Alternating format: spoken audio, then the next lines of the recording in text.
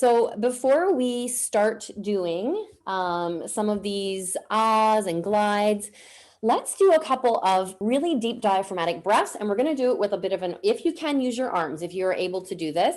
On the inhale, we are going to breathe in through the nose and raise the arms above the head. So very intentional breath, expanding the rib cage. And then breathe out through slightly pursed lips. Okay, very intentional breath. Again, breathe in through the nose, expand the rib cage, reach, and then sitting tall. Nice chest lifted, proud chest. Again, breathe in, and then and we'll just do two more. Again, really expand. Feel your rib cage pushing out. Okay, focus on that as you're doing this next one. Rib cage is expanding out. And then you're kind of tucking your belly button under as you come down. Your stomach's coming in, and you're having just a nice controlled stomach. One more. Expanding the rib cage. And then breathing out through slightly pursed lips. Okay, now we're going to think about that breath as we move on to, we have a quick speech warm-up before we get to those ahs. So I'll say it first a couple of times. We're going to keep this very rhythmic, this who, what, when, where, why, and how. We're going to keep it rhythmic. So if you want to snap your fingers or clap your hands or tap the desk and clap, or even stomp your feet. This is really good pacing and fluency practice. And you're going to, of course, over articulate, okay? So it's not going to be who, what, it'll be who, what, when, where, like that. So we'll go nice and slow so that you have time to over articulate, and try to keep it rhythmic as you can. So let's get the snap going, or the clap.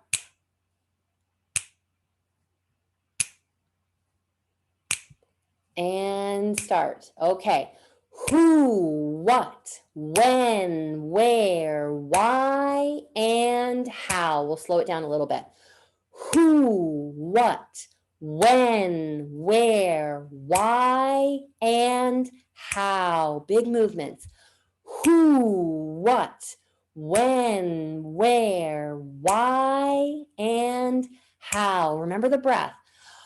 Who, what, when, where, why, and how. Are you making big movements with the mouth like I am? Or is it there a perceptual mismatch where you think you're doing that? But there's not as much movement as you think. That's why it's really helpful to do some of these exercises with a little mirror in front of you so you can get that biofeedback. Without that biofeedback, it's hard to know when to make adjustments, to know when you need to put in more effort to get the result that you want. Okay, so we'll do it one more time through like that, and then we're going to add in a little, another little challenge. So good breath. Who, what, when, where, why, and how. Okay, now we're at the library. So we still want a very confident voice, over articulated, but we're not going to be super loud. Okay, we have to be able to gauge our voice. So do it in a voice that might feel slightly too loud for a very quiet library setting. Okay, who, what, when, where, why, and how. Again, who, what, when, where, why, and how. Okay, now we're at the cafe. So it's not a huge cafe, but there's some background noise, there's some coffee grinding going on, some chit chat. Okay, so now we might need it to be here.